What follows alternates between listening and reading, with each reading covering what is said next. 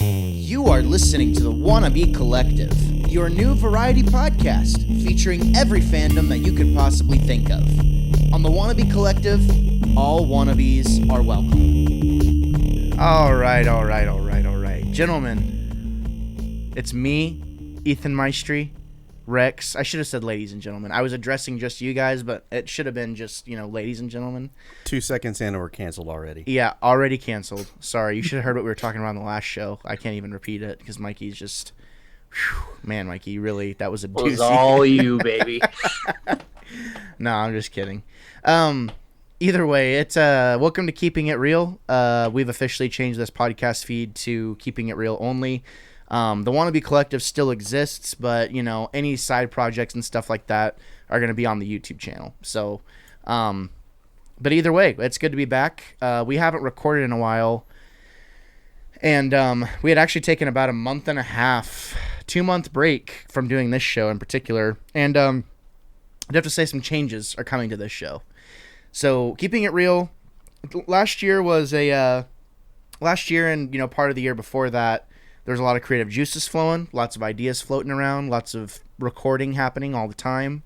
And I think after about a year and a half of editing a ton of shows, I figured out which shows I enjoy doing the most. So Keeping It Real is obviously going to continue to happen as a monthly show. There'll be auxiliary content like retro reviews and stuff like that. That's going to be going on this podcast feed. Because that's where those guys' podcast is here. So like Caleb and Rex will still be, creating content here, and we'll be doing a monthly show here as well. And it'll be more frequent, because that can be a week. I know I got to focus on editing this show. So, we're making a lot of content. We've added some people to the Wannabe Critic podcast, so you can go check us out over there. And me and Rex, we gotta get back on some anime and put that over there as well. There's gonna be a lot of those. I was just thinking about that. Yeah, a lot of those shows that we had kind of had, or those other segments, those other mini shows, so to speak. That those will have a place on the Wannabe Critic as well. Actually, there's a couple little mini shows that are gonna be getting revived over there. Me and Doug Anderson are gonna be doing some more comics. Seeing the Batman a couple times kind of rekindled that for me.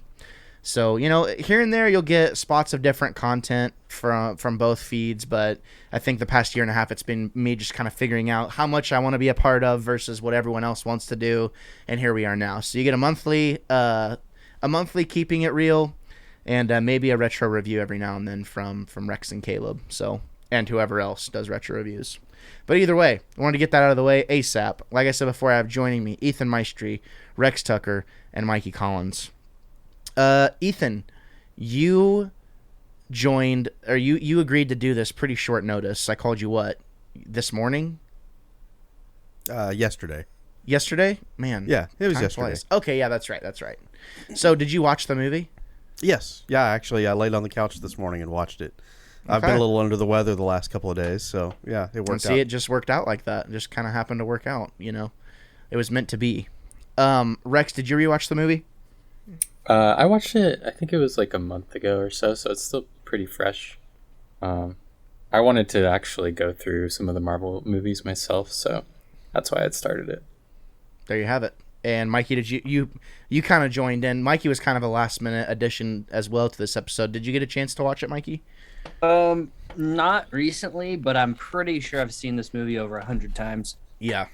Seemed like every time I go over to Mikey's house, we were like always watching Iron Man for some reason. It was really weird. But, either way, I'll be interested to hear what we think about that, we get into the review and however long it takes for us to catch up. But, Ethan, we'll start with you. What's been up besides being under the weather? Yeah, just that. Podcast related, I guess I could say we've gotten back on the horse, Ryan Mizako and I, doing Drive Back the Night on a fairly regular schedule. We were supposed to actually record after we did this podcast this evening, but Ryan's out of town training for something work related, so that it's not going to happen this week, but we'll pick it up next week. And yeah, it's been good getting back into Andromeda and producing the show. The last episode that I put out, episode 76, was kind of a great one for me because I was able to spend some time actually writing up a skit and doing a little bit of a sound production, making something out of the first few minutes of the show, which is kind of our trademark. We come up with something that we hopefully think is funny. It's at least funny to us. We're entertained. Don't know if the audience cares or not. Yeah, exactly. All that matters at the end of the day, really. But it was nice to put a little effort, get a little creative juice flowing, and make something cool out of a couple of minutes of time, and then that format of discussing those shows. It had been a while since we had done it, and it's so funny how easy it is to just slide right back into the beat of it. And having that co-host that you can just we've commented a couple of times on how we don't write certain things down because we anticipate the other one's gonna bring it up, and so we're just ready for those easy shots to be lobbed our way, and then you just smack them back at the other guy. And it's podcasting tennis, and I've really enjoyed that show and getting back into it again. So that's what I've been up to. Y'all have a pretty interesting chemistry, and even whenever y'all were doing Age of Geek pretty regularly, I always enjoyed listening to those shows because there was just an easy nature about it, and I've listened to a few episodes of Drive Back the Night, and it's the same thing. So it's nice to have kind of that medium that you both can kind of just really geek out over. We spent some time together recently. You kind of got to work from the shadows a little bit on a project we're working on, or that I'm working on with the RPG crew. Kind of helped me, I got to bounce some ideas, and we're kind of thinking about like what works within the context of Star Wars. And I have to say that was like a 2.5 hour session or something like that. Like we talked for a long time. Yeah. So I'm genuinely excited to put your name in the credits for some of the stuff you helped me kind of work on. It's been fun to do that. And we have to talk again soon because I have more to share. So, yeah. Any games? We're supposed to record a podcast tomorrow night. Yeah. Actually, and I keep trying to go back into that game. I just can't. I can't, dude. And that filters right into a little bit of discussion we had about my motivation for a certain movie that's out too. I'm having a hard burnout on a certain comic book character that's really popular right now, and this is bad timing. But I'm looking forward to discussing that when it comes turn. Yeah, me too. We're going to be reviewing Arkham Origins, and I do have to say it is incredible because it's in the point in time, it's the same. Arkham Origins, he's been Batman for 2 years. The Batman, he's at the end of his second year. And they are two completely opposite end of the spectrum styles of Batman. And yeah. It's just super interesting because, I have a lot to say for sure about that game. But yeah, well, you can look forward to that. Another Game Club episode coming down the pipe, a little bit later. Rex, what have you been up to, man? I haven't talked to you in a long time. I know. I feel like the last 3 or 4 months have just been so busy, just doing everything, trips and family visiting and all this stuff. It's just kind of like gaming went to the wayside a bit, and I kind of got back into board games and stuff, and I was playing some new board games I had gotten. There's this one called, I think it's Unmatched, and you have have you heard of that one? I haven't. It's pretty popular. It's a newer game, and it's you have these heroes and you're just battling against each other, a little tabletop game. And it's you have a deck, and that's your abilities, and you take turns doing moves. It's pretty fun. So I kind of got into that and some TCG card games, and then this one game came out. I think it's called Elder Circle or something like that. I've been playing that just I think I've already put in 80 hours. You've put 80 hours into Elden Ring already? Yeah. Oh my god. Wow. Holy crap. Yeah, so, it's been a problem. Dude, that's the thing is look, I'm a pretty casual Souls fan, right? I mean, I played Jedi Fallen Order on easy. And I've been playing, we've talked about Dark Souls and all this other stuff and the lore of it, and it's just at this point in time, to me, it's essential like dark fantasy. Like if you like dark fantasy, like this is like quintessential across the board. You know, kind of like more kind of gothic yeah. look, very obscure use of Medieval. You know, like medieval and like Fantasy. Eastern. You know, like medieval and Eastern like folklore and like creating characters based off of that and stuff like that. And it's just really interesting because I had that moment for me, right, where I started playing. I played it for a little over 2 hours probably, and I had that feeling like, okay, I have to step away because literally I have like 3 games, big games I'm trying to finish because I'm trying to clear out my backlog, or a big chunk of my backlog. So I like literally had to force myself to put not only Horizon down, but to also put Elden Ring down at the same time and not play those and finish a couple of these other games that I have in the pipeline. But good news, gentlemen, and my wife's gone the entire weekend, and I got nothing to do, especially tomorrow. It's supposed to snow, so your boy finna finish like It 5 makes games sense. this weekend. It makes sense because, man, you can get lost in that game. Well, so I mean, just from what I've played, there's no denying the craftsmanship. Like, it's almost like whenever you show someone like a really like fancy car, it's like, for me it's like someone trying to like show me like an F1 like race car, which I have been playing a lot of Gran Turismo lately, and I've really been enjoying that. So I'm kind of getting into the car thing a little bit more, but I still know nothing about cars, like zero. So it's like someone like tries to like go in and explain the details of like this really, you know, obscure like F1 car and all the detail and blah blah blah, and you obviously can't deny that there's like something special there. That's kind of how I feel about Elden Ring because I'm such a casual Souls fan. There's so much detail. Now, I do know open world games, and I can say I don't know that I felt like that level of exploration or like I really like stumbled upon something probably since Red Dead Redemption 2, and before that probably Skyrim, where it just felt like, holy crap, this is freaking cool. Yeah. You know, and so I think it definitely rivals Skyrim type of exploration, and the more you play it, like the bigger you realize this map is. Like I can easily see putting 200 hours into this, and that could be all single player content. Like if you wanted to explore everything, you know. Yeah. And so yeah, I've just been having fun with it. Kind of, I feel like I've been taking it slow too, just like exploring every little thing, and I haven't felt that with the game in a long time, honestly. So I feel like you almost have to have like that slow burn feel, because you know, like Red Dead Redemption 2 is like intentionally slow burn, right? And like you have elements of you kind of just want to naturally stumble upon stuff because there's plenty of that to do in that game. And even from just the little bit I played of Elden Ring, I was like, okay, yeah, this has what Breath of the Wild wishes it had. You know, in a lot of aspects. So yeah, so you can safely assume we can say to the audience, Elden Ring lives up to the hype. yeah, definitely.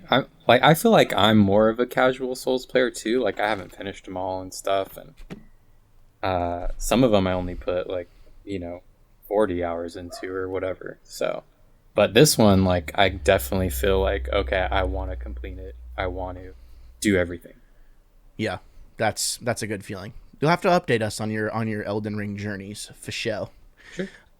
Mikey, have you been playing any video games? Yeah. I'm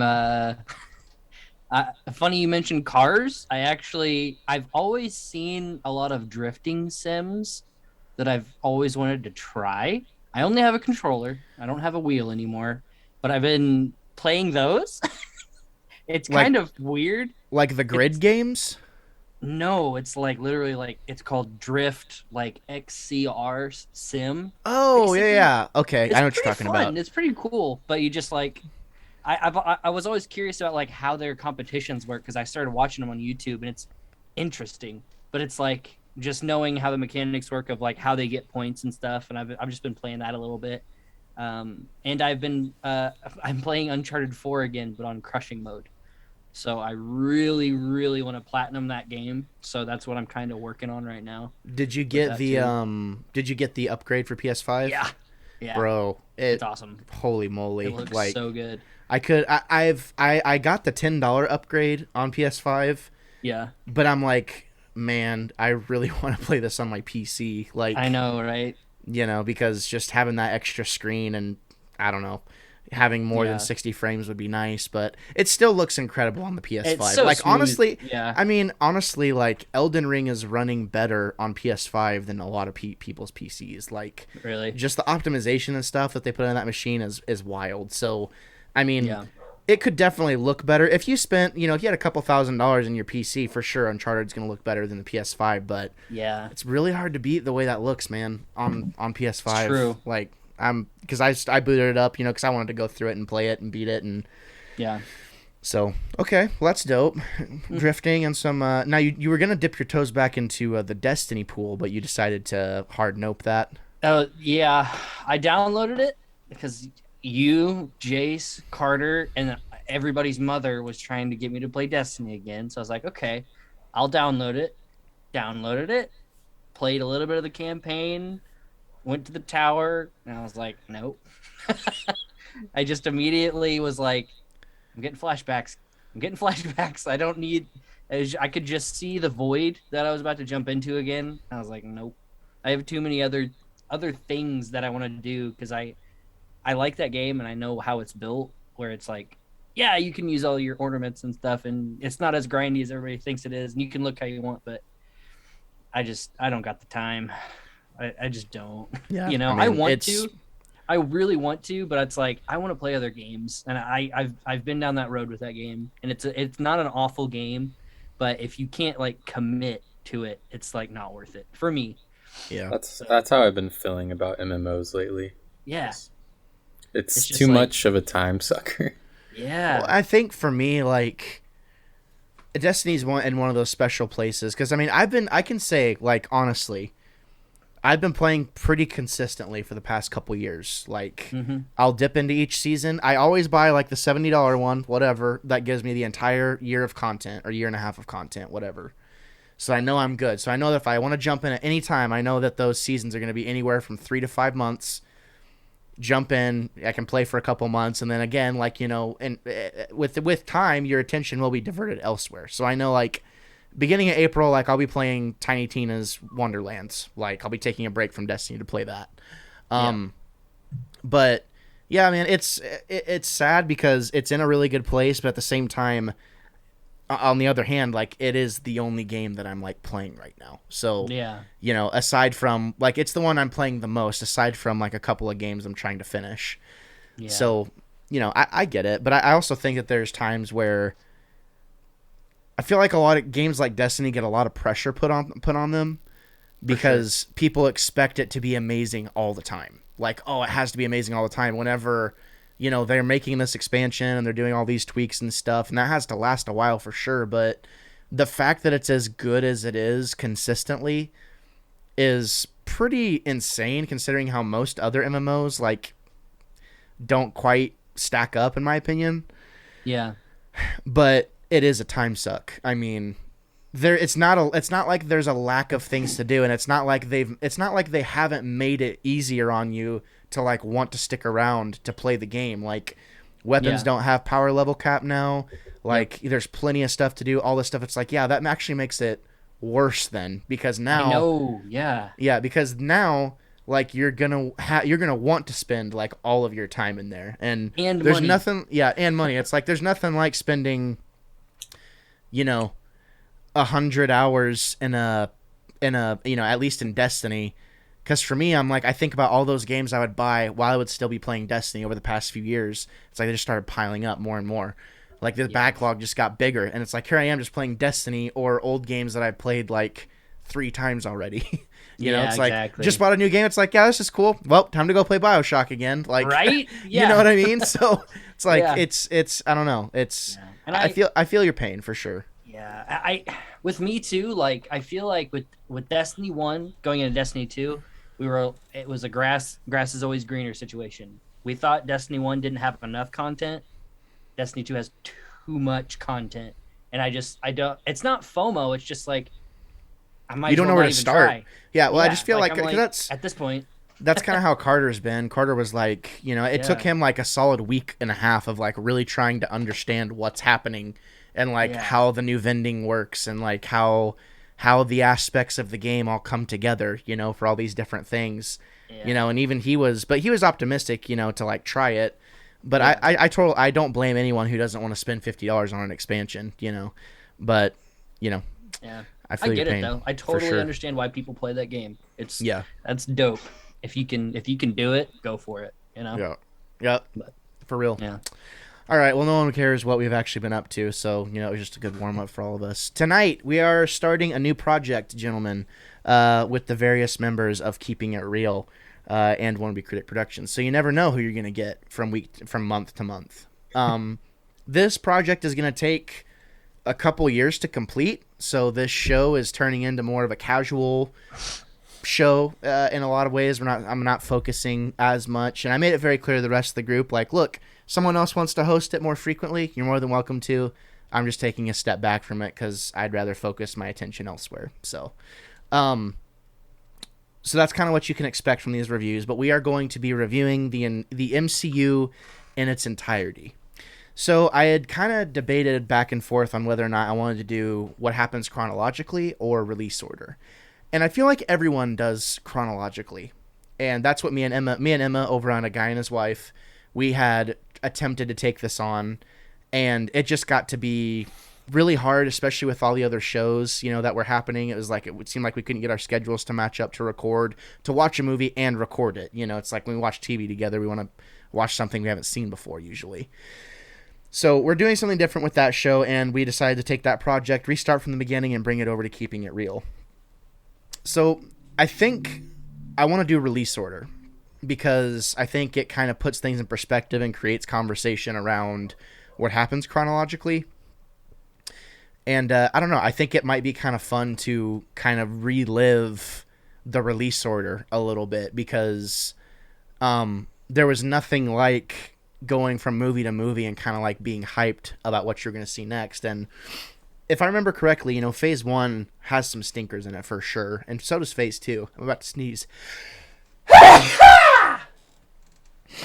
There you have it. If you're not It's like a awake, karate sneeze. yeah, I gotta get demons out. So I kind of want to relive that because I jumped on somewhere around Guardians. And I had seen a lot of the MCU movies, but I really became a fan, you know, like 2014, 2015, like late 2014. And they still hadn't quite found their formula yet. Me and Emma, one of the last episodes we recorded, we collectively agreed that after Guardians is whenever Marvel got a full handle on what people wanted. But before that, man, there's a lot to dissect because like the really good movies are like, it's obvious they're the best ones. Whereas after Guardians, you kind of have this like relatively balanced and continuous and consistent level of quality, almost to a fault in a way. It's like you can predict what would happen. You know, there'd be a couple of stingers in there that would keep you coming out of the next movie. So I'm genuinely interested to start with Iron Man because I'm watching this movie and I'm like, wow, this is so un-Disney. You know, this is before the acquisition of the MCU, and man, does this movie feel different. And, you know, I will say, me and Emma watched, whenever we started doing this, I guess it was probably, like 2 summers ago? So I saw it 2 years ago, and I got through most of it today. Wasn't able to finish it all the way, but I remember, you know, pretty much all the things I want to talk about I have in my mind. The old noggin. Either way, I'm really excited to talk about this. So, gentlemen, welcome to the show. I'm happy to have you guys here, and I'm happy to go on this this next journey with you, you know, however long it may take. So Iron Man, released in 2008, looks like it, for a more precise date, September 30th, 2008. So just out of curiosity, do you guys know what superhero movie came out the same year as this, 3 months later? The Dark Knight. The Dark Knight, December Yeah. 9th, 2008. Yeah, I had Dark Knight and Iron Man side by side running alternately through my PS3, checking out the Blu-ray, Blu-ray player on my new 720p television, 42-inch television. Man, you know, it was good times back then. It's, Yeah. it's crazy to think about that they came out in the same time, because you look at these two, and this is all pre-MCU. We don't even think that we don't even know if the MCU exists yet.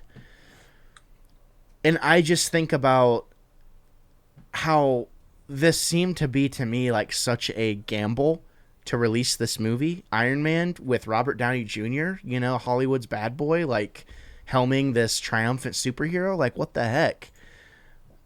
And in a way, I feel like DC in 2008 was in way better shape than anything else, really. I mean, DC was kind of the titan of cinema, you know, the comic book titan of cinema at that time. I mean, obviously we had Spider-Man, but we had everything that Marvel had put out had been more miss than hit. You had Spider-Man 2 and 3, Daredevil, and I believe a year before that, obviously you had the X-Men movies coming out and stuff, but I believe a year before that, 2007, I want to say, is whenever X-Men Origins Wolverine came out. And that might have come out the same year. Hold on. No, X-Men Origins Wolverine came out in 2009. Forgot about Daredevil. I wanted to forget about that movie. Go ahead, Ethan. Sorry. You gave a hint. What other superhero movie came out later in the year? And I knew it was Dark Knight because it was later. We forget, though, that The Incredible Hulk came out in 2008 also. And technically is part of this. It is part of the MCU. Yeah, but it's this really weird thing because who owned the first one at the time? Wasn't it Universal had Iron Man, or was it? Man, I wish I could because you can't remember the spot. I don't remember seeing. It was Universal. I thought it was Universal. So Universal had Iron Man and Hulk. Mm-hmm. So it's kind of wild to think about that, just in the context of everything that's happened, because DC now has fallen to the bottom, you know, in a lot of ways, and is trying to kind of win back the hearts of audiences. But man, everything started here with this first Iron Man movie. So movie info: a billionaire industrialist and genius inventor, Tony Stark, played by Robert Downey Jr., is conducting weapons tests overseas, but terrorists kidnap him to force him to build a devastating weapon. Instead, he builds an armored suit and upends his captors. Returning to America, Stark refines the suit and uses it to combat crime and terrorism. So, first question: do we like this movie? Who goes first? Anyone. You just step on all the toes. Someone go. You just figure it out. I'll start it off. Okay, 2008 was a big year. You had a lot of moving parts, a lot of things going on. Financial crisis, so anxiety levels were up and everything. I had started a new job, moved to a new town. You know, there was a lot of things going on in my life at this time. This movie came at a time where I was not paying attention to superhero movies at all. So I never saw this in theaters. It wasn't until, like I said, I ended up getting a PS3. The Dark Knight had just come out on Blu-ray. We're talking 2009 at this point. And I just gotten my first HD television. And so I was, you know, just checking out what's out there. And then there was this Iron Man movie. And I was like, I don't care about it, but I'll pop it in anyway. Ended up watching it and was hooked from the beginning. And it went back on the shelf. It was not one that I revisited until later on, once the other Marvel movies started catching some traction. And then I didn't even know there was an end credit sequence. And it's like, I can go back now. I can look at this introduction of, you know, if we're getting into spoilers here. Yeah, if you haven't seen Iron Man, it's been a few years. I'm gonna say this right now.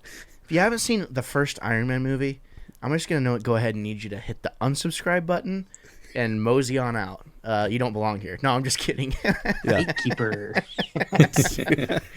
Just kidding. I'm joking. Go ahead. But yeah, everything was there, and you can, once you started getting wind of that they're building this MCU, this bigger story,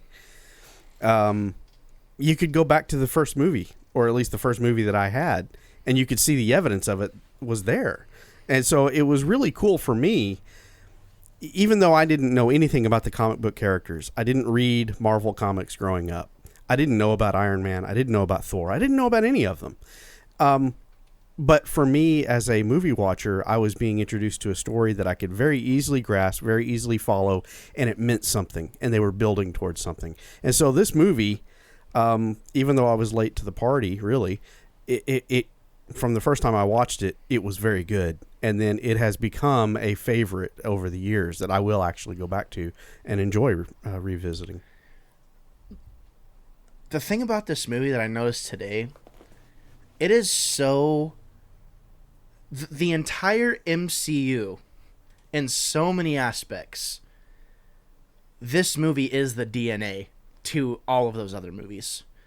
All the best ones, anyways. Like, the way this movie makes you feel, I mean, you have kind of the witty side of Tony Stark, you know, the clear resolution for the most part, the interesting bad guy. Well, I mean, there was interest, you know, kind of with the organization that kidnapped Tony Stark, but the real bad guy, Tony. You know, I feel like it has all of the workings of success. So I think, like, when in doubt with the MCU, literally just go back and watch the first Iron Man movie and copy it. Like, yeah. Truthfully, you know, I mean, you can't lose, in my opinion. There was some dated things and some cheese for sure, but this fits in still to the MCU so good, even today. I mean, even by today's standards, it's insane how good it holds up. I think I was in a similar boat as Ethan. Didn't really care too much about any superheroes besides like Spider-Man and Batman growing up. Didn't like read comic books and stuff like that. Just watched the cartoons. So when Iron Man came out, I saw it in the movie theater just because it was something to do, I'm sure. And but I just remember being like blown away. Like, this was a really good movie. Just a solid, good movie. Regardless of knowing who Iron Man is or, you know, what he was about. I definitely enjoyed it. So I like this movie. Yeah, I mean, like, Robert Downey Jr., you know, this is around a time, too, where CGI is in a very interesting place, too. Like, because we would see the trailers and stuff, and it's like, oh, my God, like, that's going to be horrible, you know, and I'll never forget Tristan Twitchell telling me, I remember him, you know, we attend the same place of worship, and I remember him meeting him and kind of seeing, you know, he had just seen the movie and whatnot, and I was like, well, is it any good? You know, I'm 13 or 14 or whatever. And he's like, was one of the hardest people on movies around that time. Like, he's like 16, 17, 18.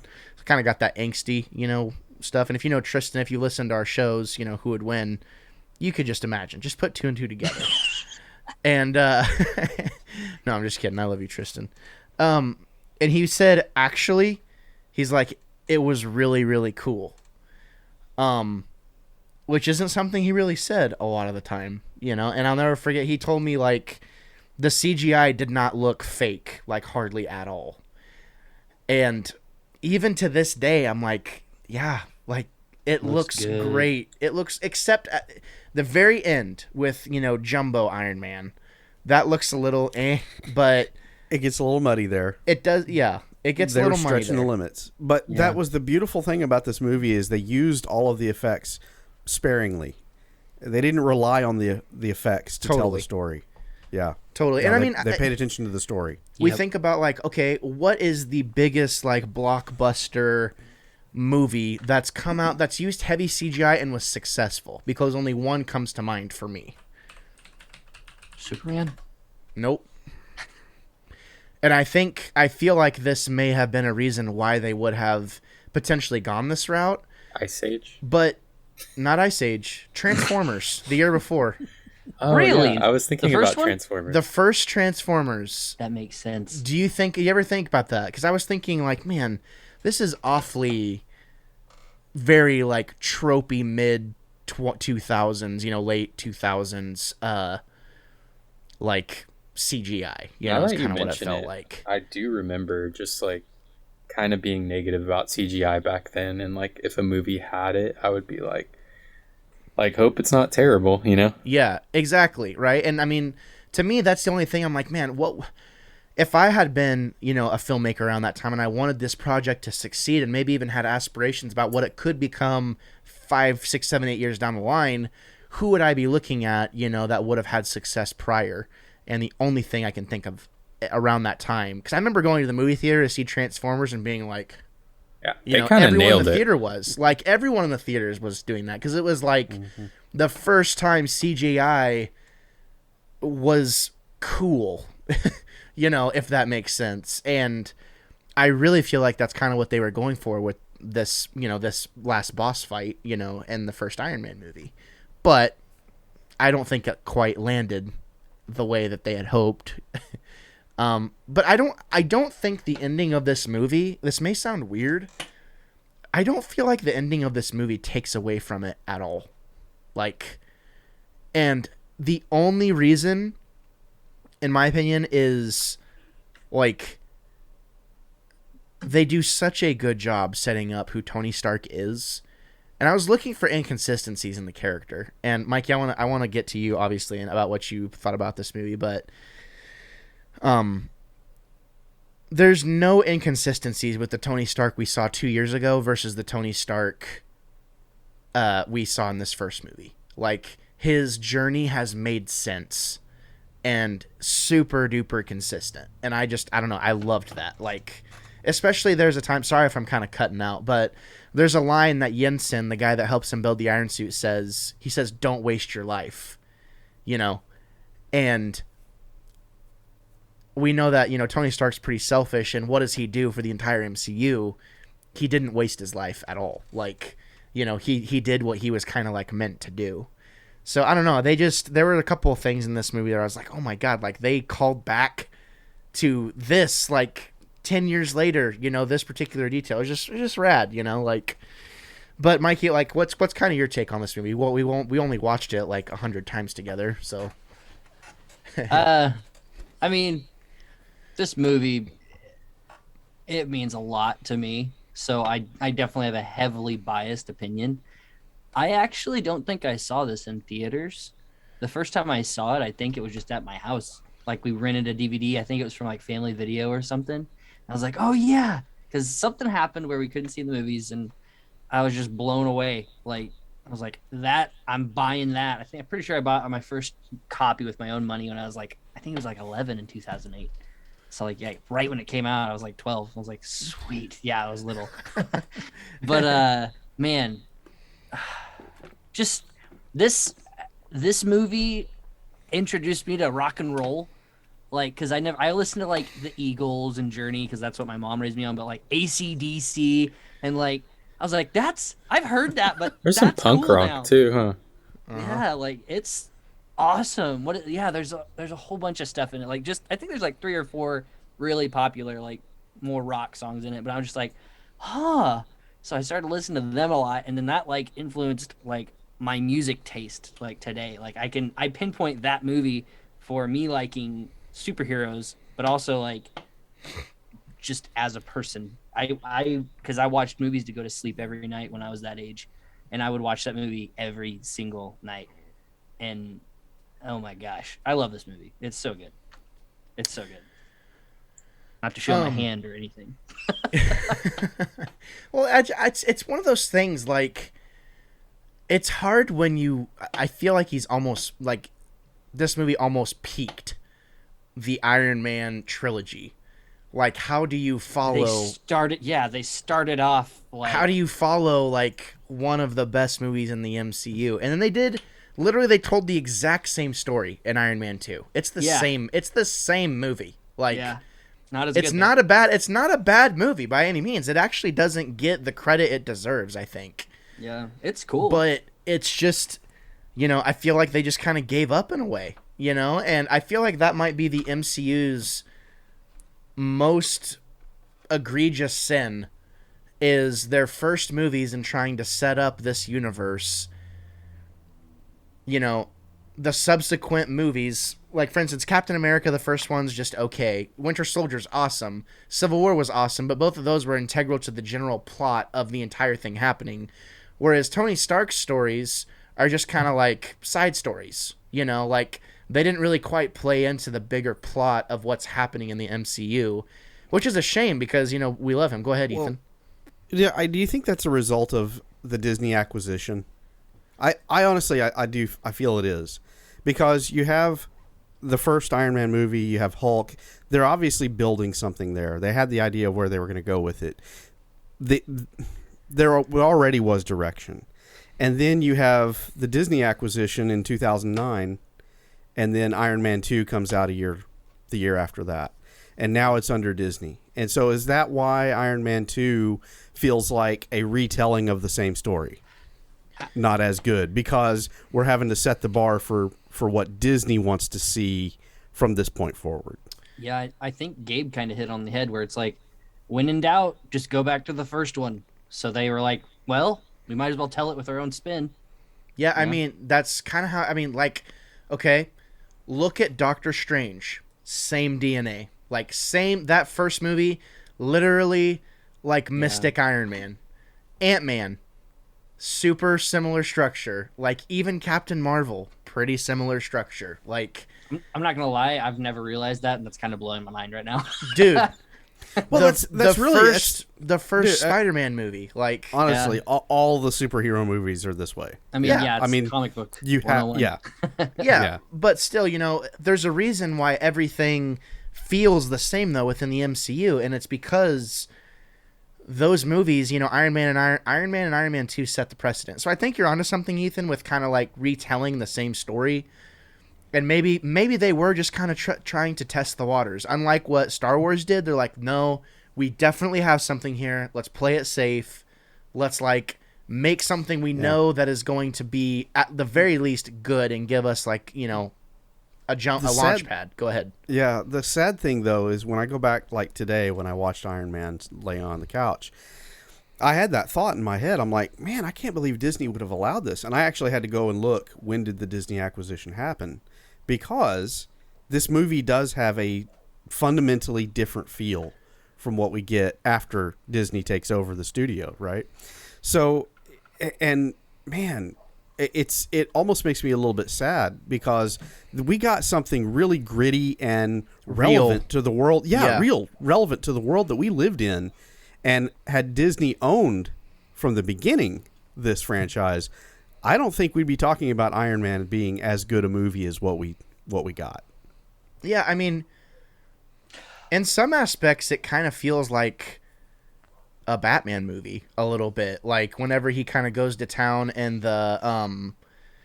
Batman's probably I don't know, like whenever he's kind of throwing down in the city and like he's just kind of laying waste to everything in his path, it was like, whoa, like that's a very different feeling. That doesn't really feel like an escape to me. This feels like something that could happen in real life, in that aspect. Go ahead, Mikey.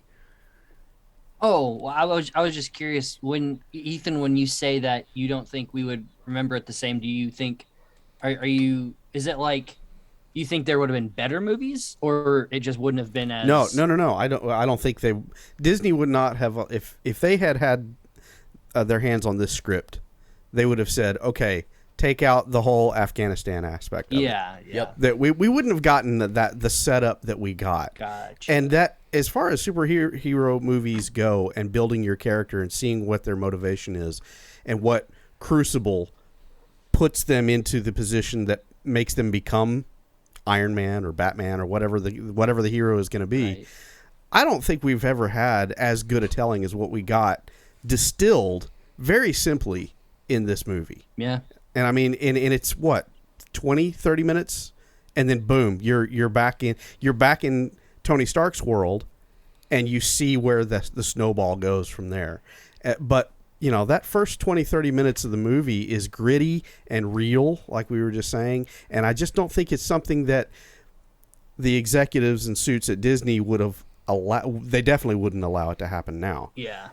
And I think in 2008 or 2009, you wouldn't have seen it back then either. Yeah, I think that's a pretty valid point. I think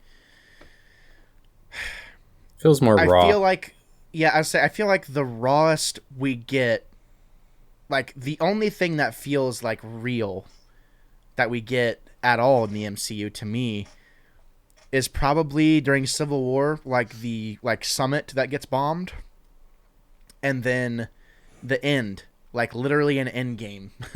Like whenever, Thanos gets his head chopped off and, all this other stuff. It's like, okay, that, and like they're dealing with the psychological fallout of everything that happened and all that other stuff. Like that felt real to me. And obviously, we're talking about over, 10 years, 12 years of storytelling here. Go ahead, Ethan.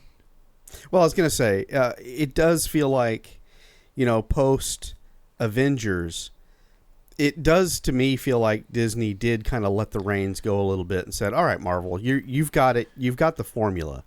And so they let them go. And so we did get some gritty, like there's some grittiness in Guardians of the Galaxy. Yeah. There's some grittiness in these subsequent movies in Civil War. I'm not saying that Disney completely throttled it down to nothing.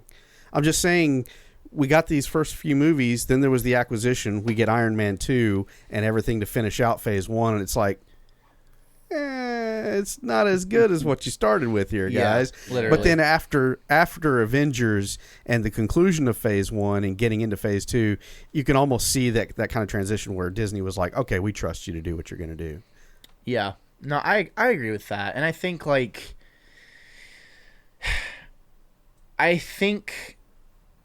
it's almost kind of like Iron Man 2 was the real start of the MCU in a lot of ways.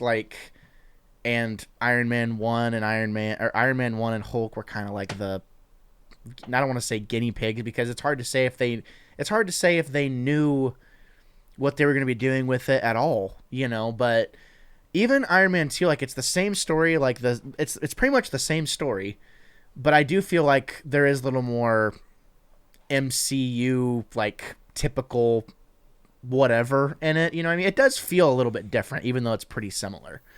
So I don't know, like I agree with you in that I don't think this movie would get made today by Disney, like no shot, but I don't know that it would be too far off from what we got, if that makes any sense. Yeah. Well, you look at what they touched on in Iron Man 3. I mean, you can't say that Disney didn't allow them to do gritty stories involving ex-military and stuff like that. I mean, yeah. I mean, they allowed them to go there. It's just you look at this, and then the general feeling of everything that came after, and you can sense that there's a difference. Yeah, no, I agree. So as far as Jon Favreau, because Jon Favreau directed this, does anybody know what? Can anyone else think of any movies he would have directed before this? Goodfellas? Jon Favreau? He didn't direct that, did he? No. I mean, I think he was pretty young whenever that happened. He was in a few movies prior. What was Quite he a few in? movies Yeah, I know prior. he was in something. Wasn't he in Swingers? Yeah, so that was his. When I say that was his first movie. That was his debut. Yeah. Yeah. So, and he was a co-producer on that. So, he also did. He was an executive producer on Zathura. Oh, I Iron love Man. Zathura. Yeah, that was a good movie. It's an underrated one. Elf. I love Elf. He directed Elf, which a lot of people don't think about. That's right, and he did do my favorite, the best crossover genre movie film of all time, Cowboys and Aliens. Oh, dude, he did Cowboys and Aliens. I love that movie. The ending of that movie is great. I loved that movie. I can't remember much about that movie. Okay, but here's the it's thing. much maligned, but man, it's a fun watch. I love love that popcorn movie. Yeah. The thing about here's what's interesting about Jon Favreau's career, and to me, it's one of those things of this is literally like a guy that just gets it, because I'm just going to read off his history as director. Okay, all right, Elf. Okay, obviously, we said Swingers, so Elf, Zathura, Iron Man 2, Cowboys and Aliens, Chef, which came out in 2014, The Jungle Book, which came out in 2016, He wrote an episode, or he directed an episode of The Orville, The Lion King in 2019, The Chef Show, and then The Mandalorian in 2020. All these other things. I don't know why his... did he direct Spider-Man? I guess not. I thought he did direct the Spider-Man movies. That's Tom wild. Holland? Yeah. I thought he was just a producer. Yeah, I mean, I guess he was. But it's interesting to me because I thought he had this big, long list of things that he's directed. He's been executive producer on a lot of different stuff, but how does a guy who had all of these things end up where he is now? And I think it just boils down to the fact that he just gets it. Like, you know, and he's trustworthy. It shows he had good ideas. Like, without Jon Favreau, the MCU may not exist. Like, when you think about it. Like, Probably you could, wouldn't. Yeah, so get someone like Zack Snyder to try and direct the first Iron Man movie. It's, you know, he's going to get bogged down in artistic choices and things like that, and it's going to ruin it for everybody else that has to make a movie in the same universe afterward. Exactly. Whereas Jon Favreau was like, no, dude, we're going to give them like just a solid story that they can eat popcorn to and like have a good time with. And he plays well with others. Yeah, I mean, totally. look at what he and Dave Filoni are. Everybody loves him. Like, everybody loves Jon Favreau. And I'm even starting to love him. yeah, dude, I love Jon Favreau. I mean, is he a legend yet? Because I feel like after these Star definitely Wars a legend. shows, he like, is now he's a for legend. me. Yeah. He has become like, and it's just so weird because I grew up watching him in random stuff, you know, and seeing him. Friends. I didn't see him in Friends. I saw him in different things, you know, growing up. And I was like, man, Seinfeld. whatever. But to think that that's the guy behind a lot of those, you know, classic movies, right? I mean, Iron Man 3, I don't think he actually, so Shane Black directed Iron Man 3. But, because it's a Christmas movie. Jon Favreau was executive producer on that. But yeah, it's just interesting. What movies has he been executive producer of? That's where you'll get your crazy list from. Yeah, that's what I was. Yeah, there was a lot there for show, but I didn't want to read it all. 30, 40. But no, I was just looking, you know, of all the things that he had complete say over, like he's calling the shots. How does he get from where he was to where he is now? And it's just like what Ethan said. It's a dude that gets it and that gets along with other people, which is probably why he was executive producer And in he so many probably different things. He probably just learned from being on all those sets, you know, and everything, and just took it all in, and now he's, you know, the man. Yeah, basically. He's the man with the plan. Well, and I've never listened to any interviews or anything with him, but you definitely get that sense that as he was growing up, he had that love and reverence for comic books and Star the Wars. things and at the same level that all the rest of us did. Yeah. Because that's definitely coming across in the movies that he has his hand in. Is, like you said, Gabe, he gets it. He understands it because he loved it the same way we loved it coming up also. Yeah, that's exactly how I feel. Like, I watched this man on his TV show. It's called The Chef Show on Netflix. I watched him prepare a hot dog, and somehow I was just like, this guy gets it. Like, he totally understands me. He gets it. This guy, he can take Star Wars and just run with it for all I care. And I mean, it's just the fact that he even made a movie called Chef, and then he made a spin-off show to the movie called Chef and called it The Chef Show, simply because whenever he was interviewed about it, he was like, yeah, it just seemed like a fun thing to do. Like, just kind of wanted to do it. I love food, so I thought I'd make a movie and a series about it. It's like that was his hobby to do that. So, I don't know. Anyone that starts getting creative with food has my heart, just so you know.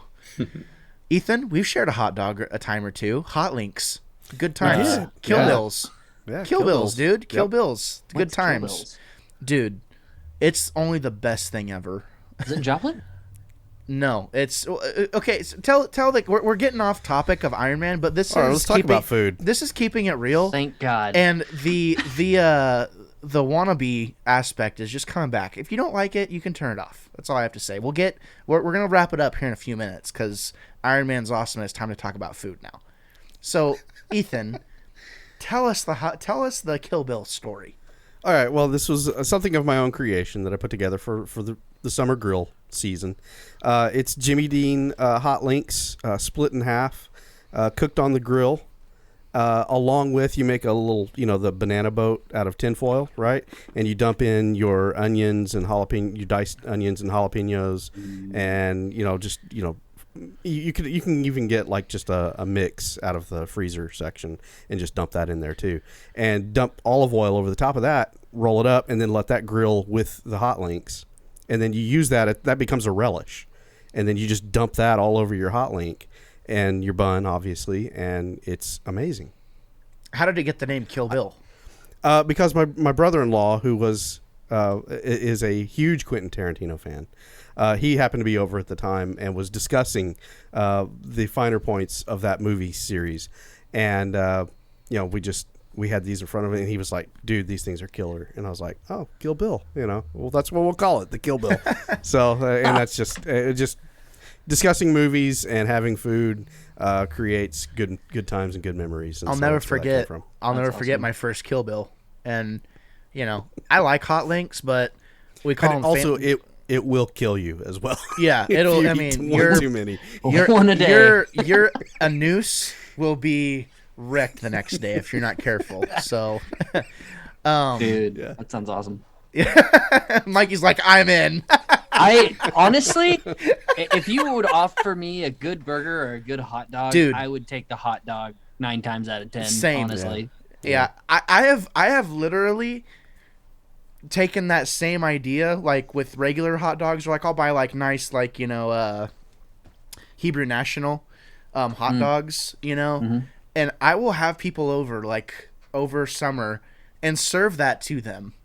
Yeah. To try and impress them, and every single time people are like, "Oh my god, these hot dogs are incredible!" But I did something. So I modified the Kill Bill formula. See, so I take sauerkraut in addition to all the peppers and stuff. Yeah. And you mix it in there, and the sauerkraut gets all spicy and gets all delish. And you put that on there, and you got to eat it with a fork. But it's like, okay. there's no better thing on the planet. That might make an appearance this summer on my back patio. Dude. That's a good idea. Yeah.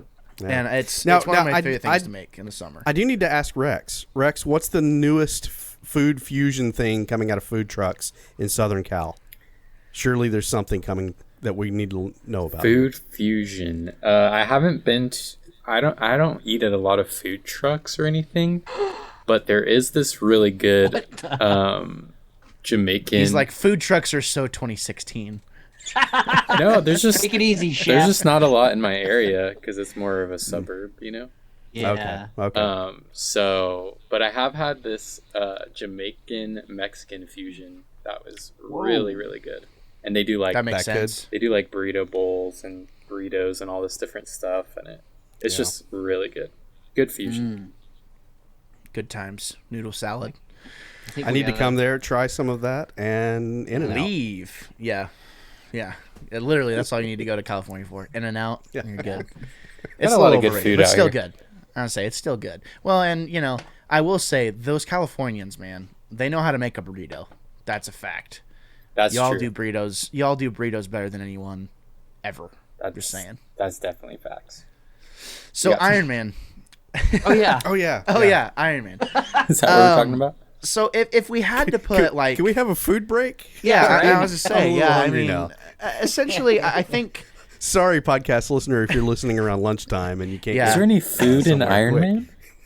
Yeah, well, here's the thing too. I'll tell you. Pizza. If you're craving, but they made a mistake because they said it was pizza from Chicago, and that was clearly thin crust pizza. Chicago pizza's thick, so just saying. But if you're craving a hot dog now, ladies and gentlemen, if you got a Freddy's in your area, go get the Freddy's hot dog. Yeah. Go get you a Freddy's hot dog with your beverage of choice and a large French fry, and you will be happy you did so. Because isn't that the burger dogs. place out there?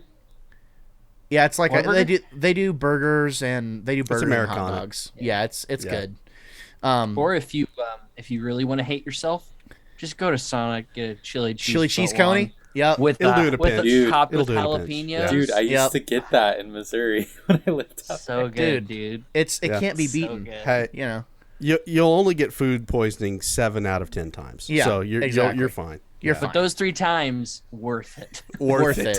All of them. Worth And a it. giant drink with like nerds and candy in it. Yeah.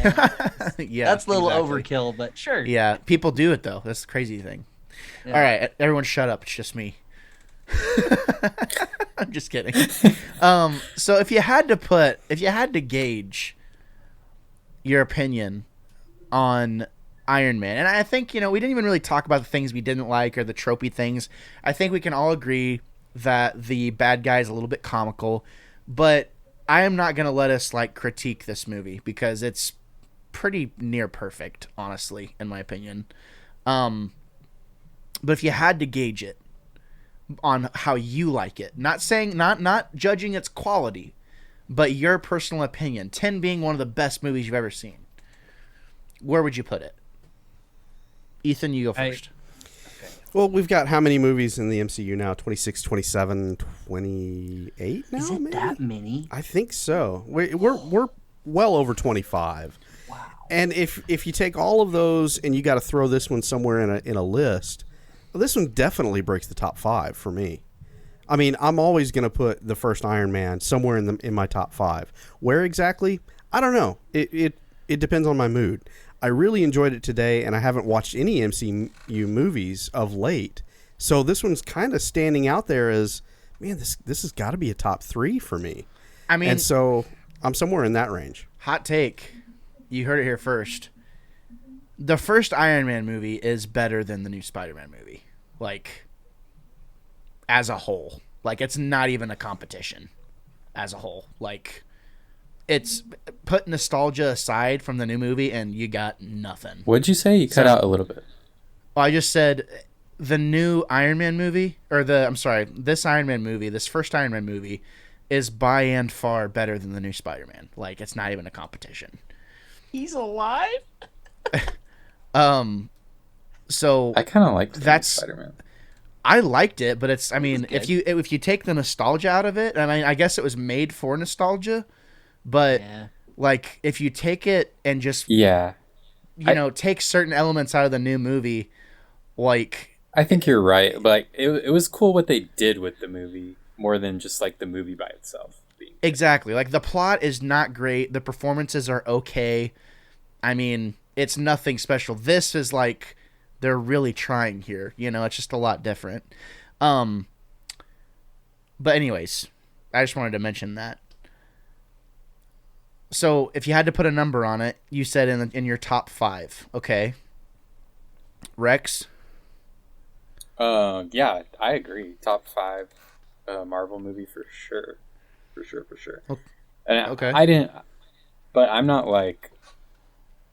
I don't love a lot of the Marvel movies, so that's kind of easy for me to say. But yeah, if I had to rate it out of 10, probably definitely an 8 for sure. Solid 8. Okay. Just as a movie in general. All right. I feel you. I feel that. Mikey? So I've seen this movie countless times.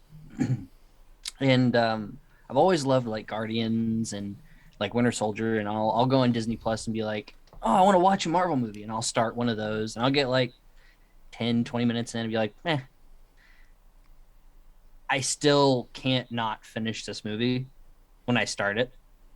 And whether it be nostalgia or just, I think it just shows how good the movie is because I love it. It's just one of those movies for me. I'd give it 11 out of 10 if that was on the scale. But I love that. That's a great point, Mikey. There's always those movies that we go to and we love watching them, but we know there's that one part where we can go, make a sandwich or something because it's just dull, right? Yeah. And that just, for me anyway, with this movie, just doesn't exist. And that to me, like you were saying earlier, Gabe, it's near perfect. It almost is perfect. It is almost one of those perfect movies that, if I'm sick, like I was today, and I'm laying on the couch, I can pop it in, and I actually don't fall asleep through it at all. I was entertained from start to finish. It's the type great of movie. formulaic. I mean, it's the type. This is genre defining. So it's the type of formulaic thing that sets the precedent. So it's like with a thing that sets the precedent. I was just talking to someone the other day about Batman. Like trying to talk about like who's the best Batman, or especially who's the best Joker. It's really hard to say anything else than who broke ground on making the character interesting first. So like we default to Jack Nicholson. It's like, is he the best? It's like, man, I don't know. He's the one that did the craziest thing with the character that had ever been done before. And the later Jokers would then go on to take inspiration from that in a similar vein as what the Batmans would do. So to me, it's like, I feel like that first Iron Man movie is kind of the precedent setting, like gold standard for the superhero genre. Like, you got to have Iron Man and the DNA of your movies and make us feel something and make us feel like we're kind of going along with the character. And Go ahead. That's so crazy now because the history of Iron Man was not robust. I mean, he wasn't a character that people in the 80s and 90s grew up with. Yeah. Right? Yeah. It was who was this, you know? Mm-hmm. And you know, the beginning of it where Tony Stark shows up in the big hulking cobbled together suit, that's what Iron Man was when he first shows up, you know? And it's just so funny to see it now. And now we live in a world where Iron Man is right up there with Batman, you know? Yeah. He's right up there with Spider-Man. We can't imagine the MCU without him. But that didn't exist in 2008. Yeah. But and You know, that's this also, is where's this coming from? and it's also, it's not just Iron Man, it's Robert Downey Jr.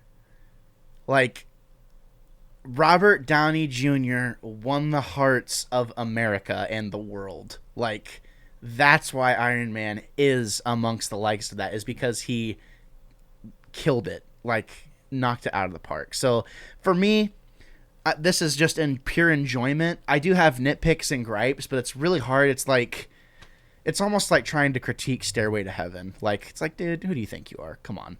So, it's a 10 for me. This movie is a 10 of enjoyment. There are things wrong with it for sure that I think, you know, age things and things that are kind of inconsistent with the rest of the MCU. But for the time it came out, dude, 10 out of 10 for me. So, there you have 10 it. out of 10 hot dogs from Gabe. That's right, dude. Fancy hot dogs. Don't you ever forget it. Kill Bills. We did it. We reviewed Iron Man, gentlemen, starting this new project for Keeping It Real. We missed a few of our core members. We had to have a couple of fill-ins, but I enjoyed it. You know, this was one of those things. It's like, this is the show for March, and, you know, we'll reconvene in another month. So maybe it's different people. Probably will be different people, but this was enjoyable. So, gentlemen, thank you so much. Ethan, where can people find you? They can find me on Twitter at Ethan Maestri. That's just my general musings out there, and picking on Gabe whenever I have opportunity to do so. You can also follow us at Andromeda Pod. That's on Twitter as well. That's for the Drive Back the Night and Andromeda Series podcast.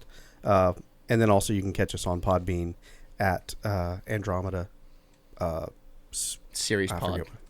Yeah, series.pod. Whatever. You know, just go on Podbean, type in Andromeda, boom, you'll find us. We're the only one out there. There you have that's it. where you can find me. Rex, do you want people to be able to find you? It doesn't matter, but you could find me on Twitter if you want. I don't know if you'll be looking it up, but it's WRECKS90 on Twitter. There you have it. Mikey, we know people don't want to find you, so...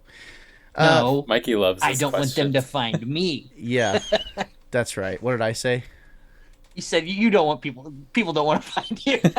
Oh You yeah, know what? people They probably don't don't, and they that's don't want to okay. find you. People don't care. No, I'm just kidding. Guys, thank you so much for showing up. This was a blast. Can't wait for next show. So if whoever shows up next time, and thank you to the listener. Definitely let us know how we're doing in the comments down below. You can leave us a review on Apple if you want to. Let us know like what your thoughts are on Iron Man. We'd appreciate to hear it. We'd appreciate hearing it. Excuse me. But yeah, that's it. Say goodbye, gentlemen. Goodbye. Auf Wiedersehen. Arriva Derchi? All right, that's enough of that. Well, once again, thank you so much for showing up today. I really, really appreciate it. Again, if this is your first time here, consider subscribing. I know that's the thing that all the YouTubers do. Everyone's asking to sub. The fact of the matter is that it doesn't cost you anything to subscribe, and who knows, you might even see a video every now and then that you actually like or may be interested in. Not only that, I do a bunch of stuff, so make sure you check all the information down in the description down below. We got podcasts, we got Let's Plays, we got all kinds of stuff for all kinds of fandoms. So make sure you check that out. I would seriously appreciate it, and I would love to see you around here more. I am Gabriel Fast. I will always be the Wannabe Critic.